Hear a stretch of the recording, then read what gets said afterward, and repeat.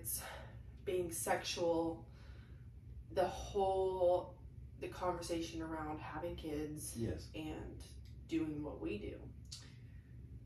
We kind of posted a little bit of our first podcast was that it was actually a live that we did on Facebook talking about it, but we're going to talk about specifically like number one, the fact that our kids go to bed at 7 o'clock. Yes, that's huge. Like our relationship is a priority. Yeah, if you don't have if you don't prioritize your relationship, and if you do have kids, they'll walk all over you.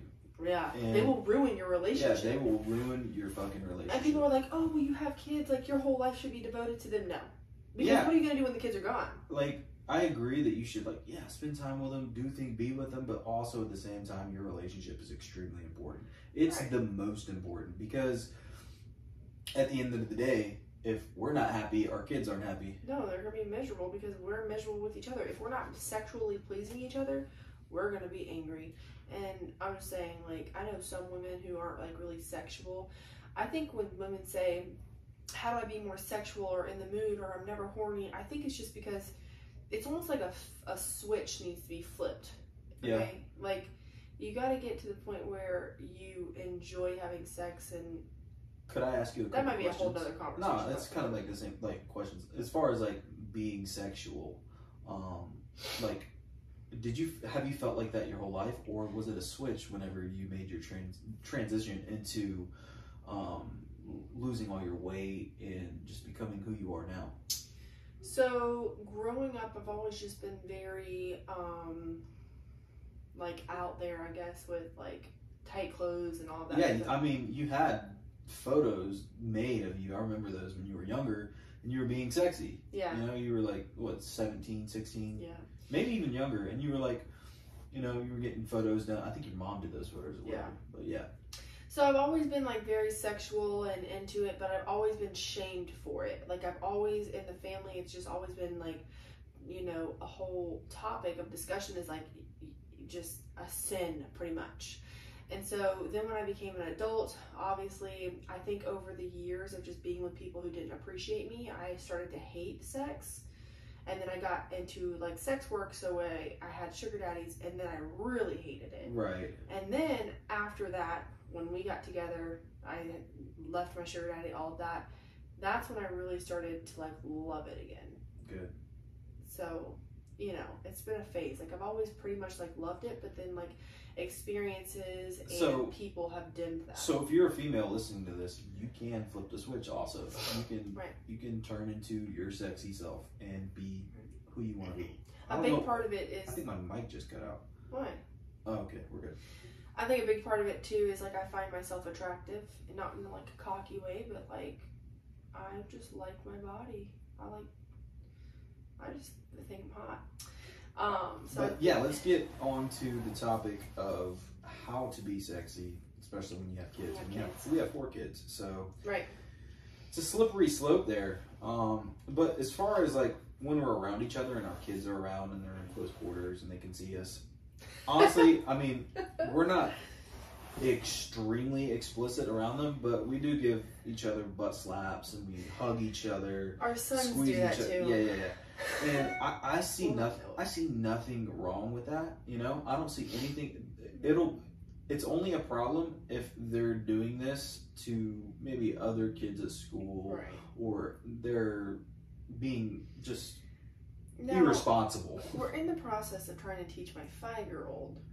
We're trying to teach my 5-year-old because he's very rambunctious and he's always watched me. So I think he's going to be a sexual human being too. Not to sound weird. I'm not trying to be weird at all. I just think that like sometimes. Yes. No, we can talk. These are our kids. We're going to talk about. Right. Sometimes like, you know, my confidence in me and my sexuality is going to rub off on him, and you can already tell that.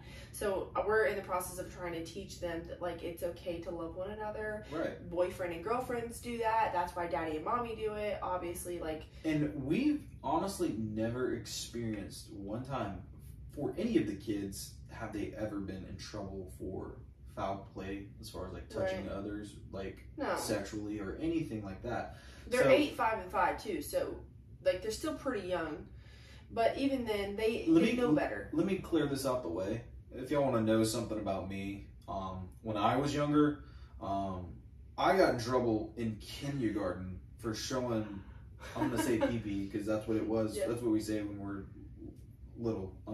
I showed my pee-pee to a couple different people. I got called to the office. Had no clue what I did. And then my dad just shows up and he was furious. They made me feel weird about it, which that shouldn't have been the case at all. Maybe, I don't know. I think it was lack of education inside your home. That could have been it also, yeah. And like me finding out about my dad's stash, this nudie magazines and all that, just experiment. But I've never been, it's weird because I don't understand why people or parents get mad at their kids for being, well, I mean, there's a fine line, but ultimately, if they're not doing nothing weird. Right. Like, I think it comes down to education and your kids being comfortable with you. So every person that I talk to that like either has something wrong or they've been through something or maybe they're in the sex working field, it's usually or the really sexual people like the porn stars. Their parents were overly strict. Like honestly, it's kind of like it comes from. Number one, it's our human nature to procreate, to fuck. Yeah, okay? It is. Like, how do you think we have kids? So when you're trying to, like, push that so far out of a human's life, it's going to come out eventually. It's just going to explode. What is that called when you do that? Is that like you rebel? Rebelling. Yeah, you rebel. And honestly, as a human being, when you're told that you can't do something, you want to do it naturally, more. Yeah, you want to, yeah. The better approach, and what I hope to take with our kids, is the fact that we can educate them and make them feel comfortable. And I never want them to feel ashamed for being sexual or wanting to explore. Right. Obviously, they're fucking 8 and 5. We're not going to talk to them about sex right now. But, you know, about probably 13. There's going to come, There's going to come a time when 13. We need to discuss something with Noah. How old were you when you lost your virginity? 14? I want to say 14. Yeah, I wasn't, like, extremely young. I was 14 or 15. It was a day before my 14th birthday. 14 or 15. So, you know, about whatever, probably, I don't know. Well, I think it's just going to be based on, like, how the kids are comfortable with us. But I always want them to be comfortable coming to us and talking about these things. Because, like I said, I was raised my entire life feeling so much shame around it. And I feel like that is a huge part of why I've went through everything that I went through. Like, you know, and just, it just goes into so much more than just, don't have sex, it's bad for you, or you're gonna have kids, or you're gonna get STD. It's like, how about like teaching them how to have safe sex? Right.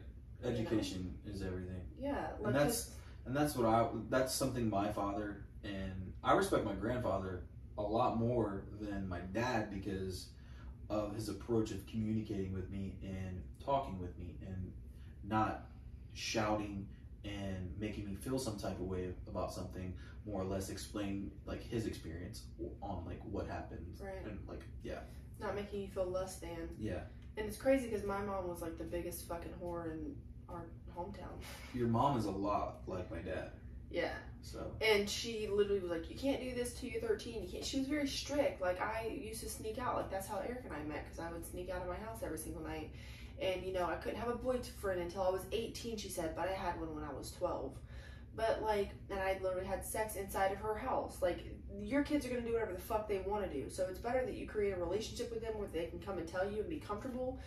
Because where the danger happens is where you create, like, a very terrifying persona to your kids. Right. And sometimes I still have to work on this because I was raised in a very strict home, right? So I have these natural tendencies of like being overbearing and very strict and so I really try to work on that because I don't want my kids to fear me. You want them to like be scared of you a little bit. Right. You want them to respect you, but not too much to where they don't want to come to you. Correct. So, like, whenever something bad happens, really just be like, it's okay, or what. Like, even the smallest things, it doesn't even have to do with sex at all. Like, this might be a parenting podcast, but, like, just, like, little things. Like, making your kids feel comfortable messing up and making mistakes. I'm excited for, well, not really excited. I would say more or less intrigued to see how we approach when they get boyfriends and girlfriends. Yeah. And how we approach that and, like...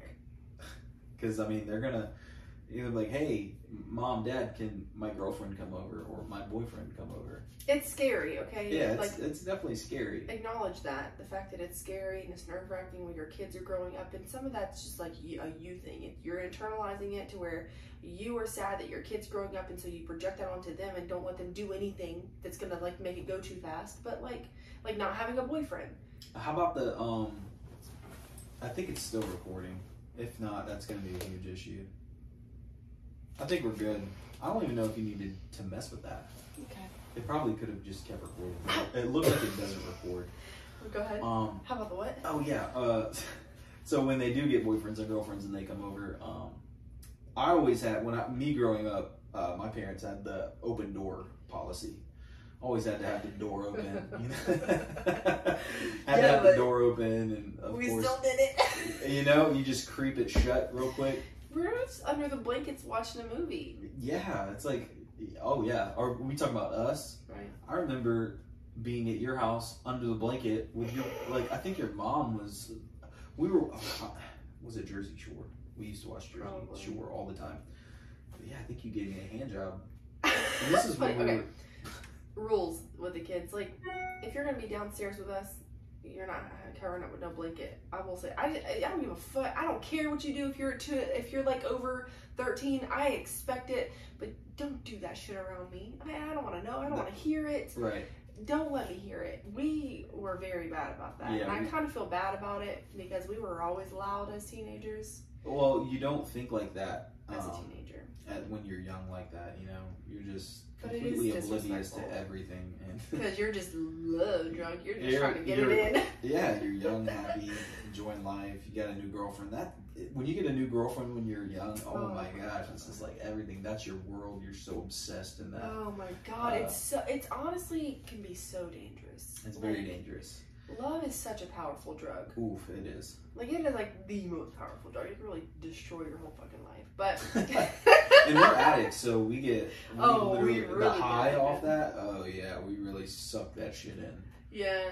So, you know, I guess going back to us, you know, if somebody asks, what time do your kids go to bed? How do you be sexual? Yeah. You know, here's a big topic. A lot of parents I've talked to find it hard to be sexual in their relationship because their kids are still in their bed. And when Eric and I got together, Gabe was still sleeping with me. Yeah. And we would have to like do it on the couch. Yeah, that was a huge, not a huge problem, but it's definitely a hiccup. I don't think it was a problem. You handled that pretty well. You kind of like helped me. I respected what I did was I knew you knew and I know that I wasn't just trying to be a fuckboy and all that. You know, I really wanted to come into y'all's lives and you know, because I love you, but. It's not really. It wasn't detrimental to our relationship at all. It was just a slight little hiccup, but we worked on it and we fixed it. You know, I wasn't mad, and nobody should like. If a guy comes into a woman's life, she has a kid, and he's still sleeping with, and like he gets angry because you can't have sex because red flag right off the rip. Yeah. But he was very like understanding the fact that like it had been me and Gabe's whole life, so I couldn't just put him on the couch, you know. And we also lived in a tiny 1-bedroom shack, like so. Anyways, once we had moved into a bigger house, he ended up transitioning to sleeping on a mattress beside the bed, and then ultimately we got him into his own bed, and now they all have their own rooms with their own beds, and they go to bed at 7 o'clock. Yeah. So, and then when we had Callie, so we have a 1-year-old too, if you're new here. But now we have Callie, and she is 1. But she's naturally always been the type of kid that doesn't like to sleep. She slept with us for a few months. And the only reason it's like that is because we started early. You start early, you get them on the schedule. I don't think that I purposely made her sleep by herself ever. I feel like I just naturally let her do whatever. And she happened to be a baby that liked sleeping by herself. We both moved her. She could have been. She could have been a bed baby. We just love having our intimate time, right? So we would always just put her in her bassinet. Yeah, it started. And she liked it. It started with moving her to her bassinet beside the bed, and then just gradually moving into her own room, where now we're able to get all of them in bed scheduled. Get to our room. We can shut the door, lock it. We have a monitor that picks up pretty much all the noise in Callie's room. We can see. She was about 6 months, I think, when we first got her a crib in her own room.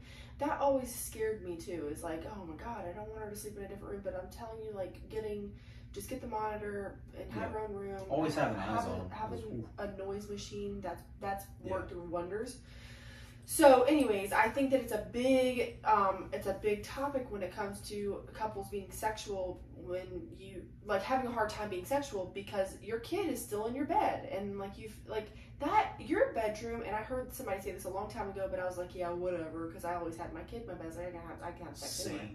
But your bedroom needs to be yours, and it needs to be sensual and intimate, and it needs to remain that place. Yeah, and you can have we have some stuff. We got inappropriate stuff in there for like not kids and stuff, but the kids know really not to go in there. I mean, they'll come in there every once in a while, but we're able to just be freely like sexual and open in our bedroom because we've made it that kind of place. Right. So all of our kids, they go to bed at 7 o'clock, and that's just the thing. And of course, you're going to hear some backlash. They don't want to go to bed. What you got to, number one, stick with each other through that and make it a schedule. After about a week of them doing it, they'll get on it. You know what I mean? It just has to become a thing. That has got to be a priority, is putting them to bed at a reasonable time and then having that intimate space and time with each other. That's going to help a lot. Even if you literally just go in there and cuddle for a little bit, you'll find that after doing that for a while, put your damn phones down. That's huge. Oh my God, yeah. That is huge. Okay, that's another topic. Go ahead. But, sorry. No, I'm agreeing with everything you're saying because, yeah, it's so easy for if you don't have a control of your kids, they will walk all over you, and it could ruin your relationship. Right. I think that so we also, like I said, put our phones down at. It's funny because we were watching a series. I'd like to keep watching it, but basically it's called How to Build a Sex Room. Mm-hmm. It was referred to us by someone. I'm not exactly sure, but thank you for referring that. We were watching it, and there was this one couple that came up, and she comes in the house and she kind of explores their home to kind of gauge a general idea of where's the best spot to set up the sex room and all that good stuff. And she was asking them questions about their child because they have a kid, and basically the kid lives everywhere. The kid has a trampoline and playroom in his bedroom, and then a bed in their bedroom. Their office is covered with their child's play stuff, and the kid just basically rules the house. And they ultimately don't have any. And that could be a huge reason of why they wanted to do that, because they knew that was restricting them from being their intimate selves because their child was walking all over them. Right. That is huge. I feel like it's just such an important thing for you to understand that your relationship comes first, and you shouldn't feel guilt around that. No, you shouldn't. Like, at first, let your kids take over because you feel guilty. I always felt guilty. Like they need to come first. Yes, they are a priority, but and honestly, priorities are never in conflict. It just, you got to figure out what's the foundation. We are the foundation. And I always say this about everything is like, if you have a partner in your life, if you're in a relationship, who you're with is determining your life completely. Because if you're with someone who's not supportive, who you don't love, who's chaotic, that's how your life is going to be. If you're with somebody who's supportive and loves you and has your back and you have the same views and same values and same goals, your life is going to flourish in that environment. But if you're single, obviously it's just up to you.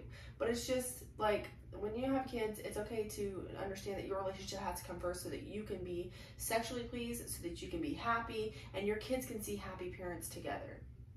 So, couldn't agree more. Definitely put your kids to bed at a reasonable time. You know, if you have babies, put them in their own beds. I know that there's a lot of moms who follow me too, who are natural moms, and it's probably like crazy hearing me say this because I've always been like a co-sleeping mom, and I've co-slept with Callie for the longest time. You know, like she slept in the bed with us probably for, I think 6 months. Good 6 months, 5 or 6 months. Yeah. So, she was pretty much like getting to be independent, and like I said, she got to the point where she didn't want to be held. while she was sleeping. So, you know, that's kind of like her choice. But we also helped encourage that process. So, anyways, get your kids in their own beds. And then, again, putting your phone down at a reasonable time. Like, you're not going to want to have sex with each other if you lay down in bed and you just sit on your phone the whole time. Even if you're supposed to be watching a movie. Like, another topic that I can't wait to cover is, because I get this question a lot, you've got the question, is basically how do you initiate sex with your partner? Yeah, let's make that one next. It's a good one. It's very, because as easy as that sounds, it's very difficult. Right. Especially, what makes it easy, in my opinion. Let's wait. Okay, all right, yeah. We'll wait. I'm gonna get lost. I can talk on here for 2 hours. Yeah. Easy. So, you know, that's our topic on having kids and having a sexual relationship with your partner. So, if you guys got value out of that, let us know. Send us a message on Instagram or Facebook. Yeah, follow us on all platforms. Yeah. And give us a review if you please. are on Spotify or whatever platform you're on. Just go ahead into our page and then give us a review on this if you liked it. And I'm super excited to keep recording. Yeah, this is fun. Yeah. Thank you. Peace out.